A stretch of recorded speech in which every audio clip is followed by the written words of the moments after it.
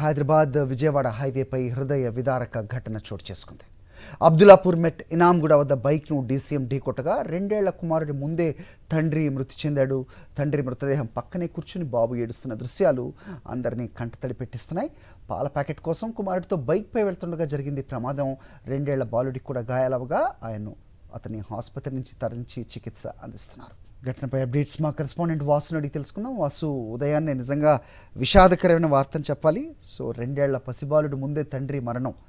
So ఏం జరుగుతుంది, ఎలా జరిగింది, ఇది నిర్లక్ష్యమా, వేగమా, ఎవరు ఢీకొన్నారు, అప్డేట్ చెప్పండి. ఇనాంగూడ వద్ద కూడా ఉదయమే పాల ప్యాకెట్ కోసం అంటూ కూడా తన చిన్నారి కొడుకును ముందు గుర్తుపెట్టుకొని కూడా తండ్రి రోడ్డుపైకి వచ్చిన నేపథ్యంలో కూడా అతివేగంగా వస్తున్నటువంటి ఒక డీసీఎం వాహనం బలంగా ఢీకొట్టింది. ఈ నేపథ్యంలో హెల్మెట్ లేకపోవడంతో కూడా చిన్నారి తండ్రి అక్కడి రోడ్డు పైన ప్రాణాలు వదిలాడు. చిన్నారికి కూడా ముఖం పైన తీవ్ర గాయాలయ్యాయి.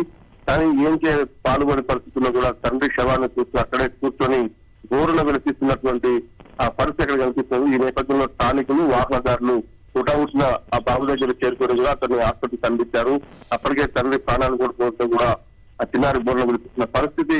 రోడ్డు పైన మహిళలు కావచ్చు, చిన్నారులు కావచ్చు, ఆ రోడ్డు పైన ప్రయాణించే వాళ్ళంతా కూడా చూసి కంటతడి పెట్టాల్సిన పరిస్థితి ఏర్పడింది. ఎందుకంటే ఇటీవల కాలంలోనే వారం రోజుల క్రితం గుంటూరు నుంచి హైదరాబాద్ కు పట్టు చెరువు కోసం వచ్చినటువంటి ఈ కుటుంబం ఇలా ప్రాణాలు కోల్పోవడం ఖచ్చితంగా కూడా కుటుంబ సభ్యులకు పోలీసు సమాచారం ఇచ్చారు. వాళ్ళంతా కూడా సంఘటనా స్థలానికి వచ్చి బోర్డులు వినిపిస్తా ఉన్నారు.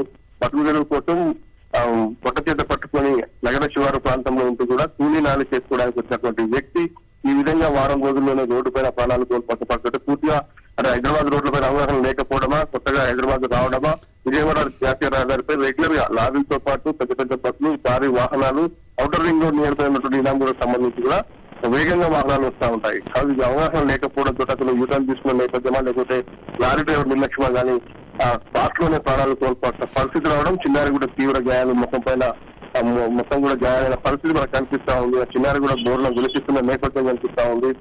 తండ్రితో పాటు ఉదయం లేవగానే ఒక పాల ప్యాకెట్ కోసం అంటూ కూడా రోడ్ ఎక్కినటువంటి తండ్రి ఇలా ప్రాణాలు కోల్పోవడం నిజంగా ప్రతి ఒక్కరి హృదయాలను కలిసివేసినటువంటి పరిస్థితి.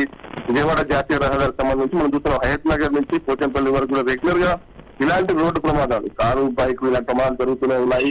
అక్కడ స్పీడ్ కంట్రోల్ కోసం అనేక చర్యలు చేపట్టారు. యూటర్న్ లేకుండా కూడా చర్యలు చేపడుతున్నారు. రోడ్డు వరకు కూడా ప్రస్తుతం నడుస్తున్న పరిస్థితి కనిపిస్తా ఉంది. కానీ అక్కడ వచ్చేటువంటి డీసీఎం వాహనాలు ఉదయం తెల్లవారుజాము నుంచి కూడా, ఆ తర్వాత నగరంలో పర్మిట్ లేదు కాబట్టి భారీగా అక్కడ లారీలు వస్తూ ఉంటాయి, డీసీఎం లాంటి వాహనాలు కూడా వస్తూ ఉంటాయి. కాబట్టి ఇతర రాష్ట్రాల నుంచి ఔటర్ రింగ్ రోడ్డు మీదుగా అటువైపుగా రోడ్డు దిగుతుంది. ఈ నేపథ్యంలో సంఘటన తెలుస్తా ఉంది. అబ్దుల్లాపూర్ పోలీసులు కేసు నమోదు చేసుకుని దర్యాప్తు చేస్తున్నారు. చిన్నారుల చికిత్స కోసం ఆసుపత్రి తరలించారు. Okay, thanks for the inputs Vasu.